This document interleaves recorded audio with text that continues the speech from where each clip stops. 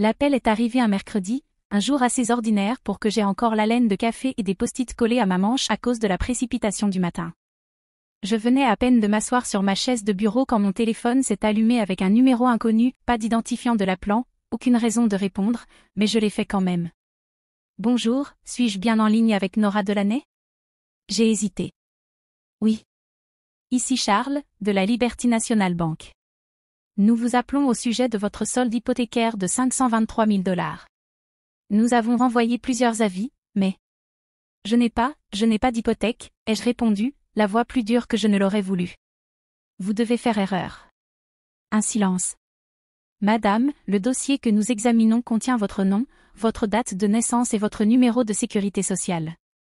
Vous êtes répertoriée comme l'emprunteuse principale. Le prêt a été ouvert il y a 3 ans. 3 ans. Mon esprit s'est figé.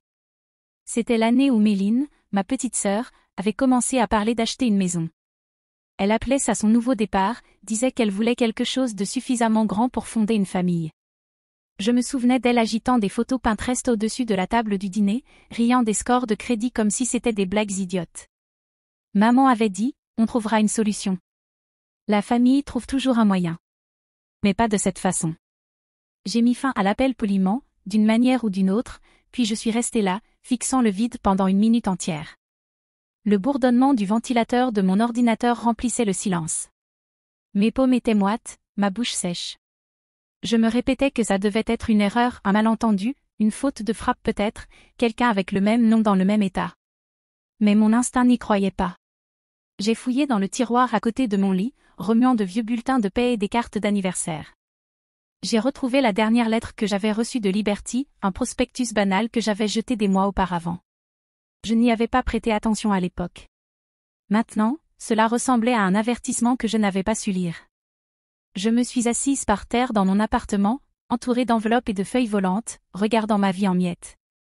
Je ne possédais aucun bien immobilier, aucun prêt automobile, aucun compte conjoint. Mes finances étaient simples par choix. Et pourtant, quelqu'un m'avait endetté à hauteur d'1 demi-million de $. Et pas n'importe qui. Il n'y avait qu'un seul groupe de personnes qui avaient mon nom complet, mon numéro de sécurité sociale, ma signature sur papier, récoltée au fil des années à force de les aider à remplir des formulaires FAFSA, des documents médicaux et des demandes bancaires, ma famille. La pensée s'est formée avant que je puisse l'arrêter. Je ne voulais pas y croire, mais certaines trahisons ne défoncent pas la porte, elles se contentent de tourner doucement la clé derrière vous. Je n'ai pas dormi cette nuit-là. Je suis restée allongée dans mon lit, les yeux fixés au plafond, ressassant la même idée en boucle. S'il m'avait demandé, est-ce que j'aurais dit oui? Je ne le pensais pas, mais ce n'était pas la question. Il ne m'avait jamais donné le choix. Au matin, j'avais cessé de faire semblant. Ce n'était pas une erreur. Les pièces s'emboîtaient trop bien, le timing, les mots, le silence. Méline parlait encore de sa maison de rêve quelques mois avant la date de ce prêt, une véranda qui fait le tour, un sous-sol aménagé, de l'espace pour les projets futurs. À l'époque, elle était entre 2 emplois, son crédit était fichu, mais notre mère avait dit de ne pas s'inquiéter. Maddy trouve toujours un moyen. Apparemment, j'étais le moyen. J'ai commencé à sortir de vieux documents de mon classeur, des choses que je n'avais pas touchées depuis des années.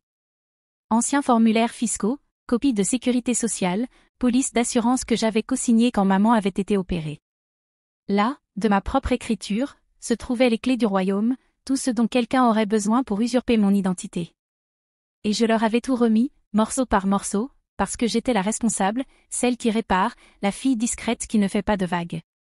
Je repensais à la manière dont ma mère le disait, presque fièrement, Nora n'a pas besoin d'aide. Elle est forte. Elle trouve toujours une solution. C'était toujours ça, l'échange, Méline avait droit à la compassion, moi j'avais droit au silence. En grandissant, c'était de petites choses. Elle oubliait de ranger, et c'était, elle traverse une phase. J'oubliais, et c'était, tu sais mieux que ça, Nora. Elle abîmait sa voiture, et papa disait, c'est pour ça qu'on a une assurance. Je demandais un ordinateur portable d'occasion, et maman me rappelait qu'on n'était pas Crésus. Il ne me détestait pas, ça aurait été plus simple. Il ne me voyait juste pas comme quelqu'un qui pouvait se briser. Et peut-être que c'est pour ça qu'ils ont pensé que c'était acceptable, signer à ma place, utiliser mon crédit, m'inclure dans un mensonge qui aurait pu détruire ma vie. Peut-être qu'à leurs yeux, j'étais assez forte pour tout porter. Mais sous cette façade calme, quelque chose avait changé. Pas de la rage, pas de la vengeance, de la clarté. J'ai ouvert mon ordinateur portable et demandé les documents du prêt à la banque. La femme au téléphone avait une voix polie, efficace, sans savoir que son fichier PDF allait tout changer. Quand il est arrivé, j'ai fixé l'écran. Et là, page après page, mon nom, ma date de naissance, mes informations, ma signature. Sauf que ce n'était pas la mienne. Elle y ressemblait, trop. Quelqu'un s'était entraîné, avait étudié, peut-être même recopié. Mais il n'avait pas reproduit l'hésitation dans mon R ni la légère inclinaison vers le haut dans le Y de Delaney. Cette signature était plus nette, plus droite, sûre d'elle comme la mienne ne l'avait jamais été. La regarder, c'était comme contempler une version de moi-même que je ne reconnaissais pas, une imitation qui avait trompé le monde entier sauf moi. Et le plus effrayant? Je savais exactement qui l'avait écrite. Je ne les ai pas appelés. Je n'ai pas envoyé de message à Méline, ni rédigé un long paragraphe tremblant à mes parents pour leur demander comment ils avaient pu faire ça. Je n'ai pas crié, ni exigé. J'ai simplement commencé à rassembler chaque copie de chaque document qui me liait à eux, déclaration d'impôt, autorisation médicale, formulaire de prêt étudiant que j'avais co-signé quand papa avait perdu son travail. Je suis remontée sur près de 10 ans, dossier par dossier, construisant une discrète piste de papier. Il y avait tant de signatures, tant de petits moments où j'avais dit oui par devoir, par amour, par habitude. J'avais dit oui alors que personne ne m'avait même demandé. Une par une, j'ai imprimé mes propres archives, rapports de crédit, journaux de protection d'identité, une liste de comptes à mon nom. Je n'avais jamais possédé de bien immobilier, et pourtant, c'était là, tout le dossier hypothécaire de Liberty National avec mon nom sur la ligne pointillée. Notarié, légalement contraignant, signé, scellé, et volé. Pendant un moment, j'ai tout gardé sur ma table de cuisine, classé en piles bien ordonnées comme si je préparais un exposé scolaire. Mais ce n'était pas l'école. C'était une question de survie. Une collègue de travail, Sloan, a remarqué que quelque chose n'allait pas. Elle m'a surprise à fixer le vide trop longtemps pendant le déjeuner et m'a prise à part. On dirait que tu retiens ta respiration, a-t-elle dit. Je lui ai tout raconté. Je ne sais pas pourquoi, peut-être parce qu'elle faisait partie des rares personnes qui appelaient pour demander « Comment tu vas ?» et le pensaient vraiment. Elle n'a pas essayé de me consoler, elle a juste sorti son téléphone et dit « Appelle ce type. Il est malin, il ne recule pas devant les histoires de famille. » C'est comme ça que j'ai rencontré M. Whittaker. Il était plus âgé, ancien militaire peut-être, avec une voix qui ne gaspillait pas un mot. Je me suis assise en face de lui dans un petit café à 3 pâtés de maison de chez moi, pas de réceptionniste, pas de hall d'ascenseur, juste lui, un bloc-notes, et un café noir. Il a feuilleté ma pile de documents sans dire un mot. Quand il a fini, il a refermé le dossier et m'a regardé droit dans les yeux. Vous comprenez ce que c'est, n'est-ce pas? Je crois, ai-je répondu. Fraude et vol d'identité, a-t-il ajouté, au minimum. Entendre ces mots à voix haute m'a serré la poitrine. J'ai hoché la tête. Je ne veux pas les détruire. Je veux juste que ce soit annulé. Vous ne détruisez personne, dit-il. Vous récupérez ce qui vous appartient. Pendant l'heure qui a suivi, il m'a expliqué les démarches, déposer une plainte, avertir la banque par écrit, soumettre les preuves, contester légalement l'hypothèque, porter plainte si nécessaire. Ce sera long, m'a-t-il averti, et ça brûlera tous les ponts encore debout. J'ai réfléchi à ce mot, brûler. Comme si le pont n'existait encore. Comme si je n'étais pas déjà en train de marcher seule depuis des années. De retour chez moi, j'ai ouvert une vieille carte d'anniversaire dans une boîte que je n'avais pas touchée depuis mon déménagement. Elle venait de ma mère, j'ai reconnu son écriture arrondie avant même de lire. Bon 28e anniversaire à notre fille la plus stable. On ne le dit pas assez, mais tu as toujours été notre rock, notre plan B. On a tellement de chance de t'avoir. Notre plan B. C'était censé être tendre, je le sais maintenant. Mais tout ce que je ressentais, c'était la vérité derrière ces mots, il m'avait toujours vue comme fiable, forte, silencieuse. Tellement silencieuse qu'il pensait que je ne dirais jamais non. Mais j'en avais fini d'être le plan de secours. Maintenant, j'avais un plan à moi. Le dimanche est arrivé vite, trop vite. Je me suis retrouvée devant la maison de mes parents, celle avec les volets blancs et l'allée fissurée, serrant un dossier dans mon sac à main comme s'il pouvait brûler à travers le cuir. Je ne leur avais pas adressé un mot de toute la semaine, depuis que j'avais reçu les documents, depuis que j'étais allée dans le bureau de M. Whittaker et que j'avais compris que ce n'était pas juste un désordre, c'était criminel. Et pourtant, j'ai frappé. La porte s'est ouverte presque aussitôt. Ma mère a rayonné. « Nora, ma chérie. » J'allais justement sortir le rôti du four. Comme si rien ne s'était passé. Je suis entrée. La maison sentait le nettoyant au citron et les oignons, comme toujours. Méline était recroquevillée sur le canapé, scrollant sur son téléphone, un verre de vin vide à côté d'elle. Mon père était assis dans son fauteuil, regardant un match de football comme si le monde n'avait pas basculé. Personne ne m'a regardé trop longtemps. Je suis restée silencieuse pendant tout le dîner, rôti de bœuf, purée de pommes de terre, haricots verts avec trop d'ail. Ma mère faisait la conversation, Méline se plaignait de son syndicat de copropriété, papa grognait devant la télé. J'ai attendu. Après que les plats ont été débarrassés, j'ai parlé. Juste une petite question. 3 paires d'yeux se sont tournés vers moi, une curiosité légère, sans tension, comme si Nora allait encore poser une question pratique, sûrement à propos d'assurance ou de pneus. Est-ce que quelqu'un sait quelque chose à propos d'un prêt hypothécaire à mon nom? Silence. Celui qui rend l'air plus lourd.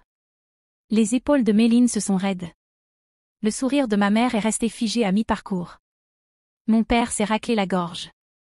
Je n'ai pas bougé, pas cligné des yeux. J'ai juste attendu. Finalement, maman a parlé, d'une voix douce comme si on parlait d'une facture en retard. Oh, ma chérie, c'est juste du papier. Maddy avait besoin d'aide pour être admissible. Ce n'est pas comme si tu payais quoi que ce soit. C'est la famille. Méline a ajouté, toujours les yeux fixés sur la table. Tu as un bon crédit. Moi non. Ce n'est pas juste si tu refuses d'aider. Pas juste. Comme si j'étais égoïste d'avoir demandé. Comme si c'était normal. Je les ai regardés, la femme qui m'a élevée, la sœur que je protégeais autrefois de ses cauchemars, le père qui m'avait dit un jour que j'étais son calme au milieu de la tempête. Ils ne voyaient pas ce qu'ils avaient fait comme mal. Pour eux, c'était normal. J'ai hoché la tête, lentement, de façon neutre. Merci pour l'explication, ai-je dit doucement. Méline s'est détendue, déjà replongée dans son téléphone. Mon père a repris la télécommande. Ma mère avait l'air soulagée, comme si une crise venait d'être évitée. Aucun d'eux n'a vu ce qui venait de changer. Ils pensaient que j'étais encore la même Nora, toujours la silencieuse, toujours fiable. Mais je n'étais pas venue pour me battre. J'étais venue pour écouter, pour leur donner une chance. Et ils l'ont utilisée pour justifier leurs mensonges. Le lendemain matin, j'ai déposé la plainte au commissariat. L'agent avait l'air de quelqu'un qui avait vu trop d'histoires de famille, fatigué, poli, prudent. Quand je lui ai remis le dossier que j'avais construit avec l'aide de M. Whittaker, il l'a feuilleté lentement, fronçant un peu plus les sourcils à chaque page. « Vous êtes sûr de vouloir aller jusqu'au bout » a-t-il demandé, pas par doute, mais par hésitation. « Si je ne le fais pas, ai-je répondu, ils recommenceront. » Il a hoché la tête, tamponné les papiers. C'était officiel.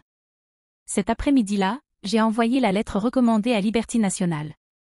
À l'intérieur se trouvait le rapport de police, une contestation formelle et des copies de ma pièce d'identité. J'ai regardé l'employé du bureau de poste glisser l'enveloppe dans le bac des départs comme si c'était un courrier ordinaire. Mais pour moi, c'était une rupture, une ligne discrète, définitive, tracée à l'encre. Je ne les ai pas prévenus. Pas de coup de téléphone furieux, pas de confrontation. Juste le silence. 3 jours passèrent. Puis 5. Puis une semaine entière. Aucun appel, aucun message. Juste la douleur sourde d'attendre que quelque chose casse. Et puis, enfin, ce fut le cas. Le vendredi soir, juste après le coucher du soleil, on a frappé à ma porte. J'ai regardé par le Judas et vu ma mère dehors, emmitouflée dans son plus beau manteau, le visage tendu par quelque chose entre la colère et la peur. J'ai ouvert la porte sans reculer. Elle n'a pas attendu d'invitation. « Comment as-tu pu » a-t-elle sifflé. « Comment oses-tu aller voir la police » Sa voix était tranchante, mais en dessous, j'ai entendu la panique. Pas à propos de moi. À propos de ce que ça signifiait. De l'exposition. Je n'ai rien dit. Je comptais sur toi pour comprendre, a-t-elle continué. Méline avait besoin d'aide. La famille se soutient. Non, ai-je dit doucement. La famille demande. Elle ne vole pas. Elle a cligné des yeux, comme si mes mots la heurtaient davantage à cause de leur calme. Tu as tout gâché, a-t-elle lâché. Tu sais ce que ça donne comme image? J'ai failli rire, mais je ne l'ai pas fait. Je n'ai rien gâché, ai-je dit. J'ai juste arrêté de faire semblant que tout allait bien. Elle a ouvert la bouche pour répondre, mais je refermais déjà la porte. Le loquet s'est enclenché avec un bruit à peine audible, mais pour moi, il résonnait plus fort que n'importe quel cri. Cette nuit-là, Méline a appelé 12 fois, laissé 4 messages vocaux, chacun plus furieux que le précédent. Je les ai supprimés sans les écouter. Le lendemain matin, j'ai reçu un email de Liberté Nationale. Nous avons suspendu le prêt hypothécaire en attendant une enquête complémentaire. En pièces jointes, des excuses officielles. Ils allaient examiner les registres de notarisation et le dossier de signature. Mon score de crédit était encore endommagé, mais le processus de réparation avait commencé. J'ai appelé Monsieur Whittaker. Ils prennent ça au sérieux, ai-je dit. C'est souvent le cas, a-t-il répondu, quand on ne crie pas, mais qu'on montre simplement la vérité. Il avait raison. Je n'avais pas crié, je n'avais pas supplié. J'étais juste resté debout pendant que la vérité faisait son œuvre. Et d'une certaine manière, ça avait suffi. Dans les semaines qui ont suivi, le silence s'est épaissi autour de moi. Plus de textos, plus d'invitations, plus de rappels culpabilisants que je devrais être reconnaissante d'avoir une famille. Il ne voulait pas réparer les choses, il voulait juste la version de moi qui disait toujours oui. Mais elle n'existait plus. À la place, j'ai rempli mes week-ends de choses que j'avais oublié aimer, aller au marché fermier, acheter des fleurs pour ma table de cuisine, m'asseoir en silence avec un livre sans téléphone qui sonne. Je ne voulais pas de vengeance, pas vraiment. Je voulais juste de la distance et de la paix. Et pour la première fois, je les avais. Les mois ont passé. Le printemps est arrivé doucement, les arbres fleurissaient en rose pâle et jaune comme si le monde avait décidé de recommencer, que je sois prête ou non. Je gardais la tête basse, répondais aux emails de Monsieur Whittaker, signais des documents, consultais mon dossier de crédit comme s'il s'agissait de la météo. Je ne lui faisais pas encore confiance, l'affaire était toujours en cours, les dégâts encore là, mais quelque chose en moi s'était apaisé.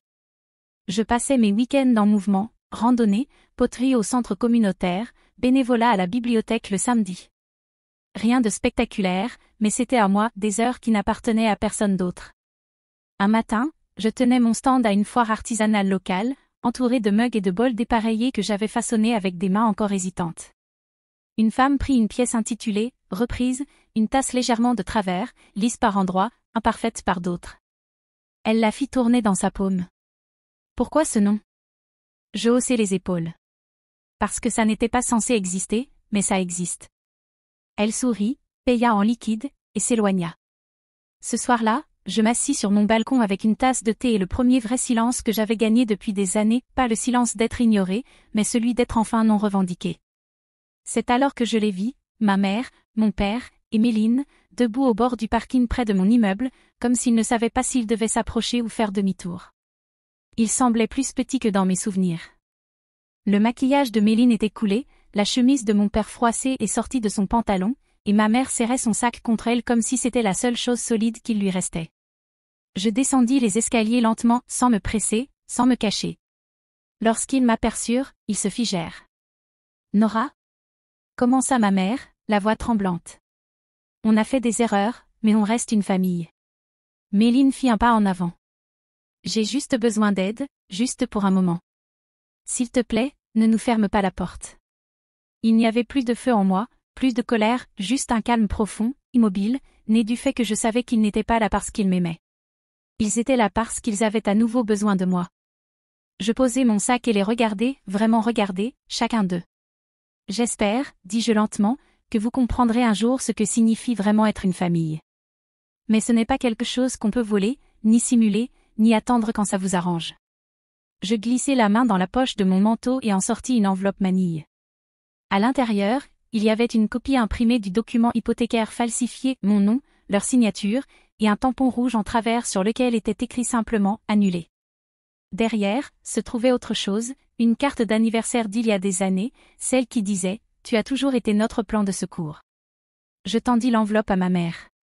Ses mains tremblaient en la prenant. « Je ne suis pas en colère, dis-je.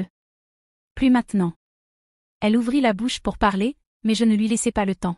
« Je suis enfin libre, dis-je, et je ne reviendrai pas. » Puis je me retournai et partis. Le son de mes pas dans l'escalier pesait plus lourd que n'importe quelle dispute que j'aurais pu avoir. Je ne me retournai pas. Une fois arrivé au dernier palier, je m'arrêtai. Le vent soulevait légèrement le bord de mon manteau, le soleil commençait à se coucher, projetant de longues ombres sur le parking. Je murmurai, pas pour eux, mais pour moi. Parfois, partir est la chose la plus bruyante qu'on puisse dire. Et je le pensais. Ils avaient utilisé mon nom comme s'il leur appartenait, mais je suis partie. Sans crier, sans prévenir, juste un silence qu'ils ne pouvaient plus ignorer. Si un jour vous avez été traité comme un plan de secours, vous comprendrez pourquoi je ne me suis jamais retournée. Certaines vérités ne sont pas dites pour être pardonnées, mais pour ne jamais être oubliées.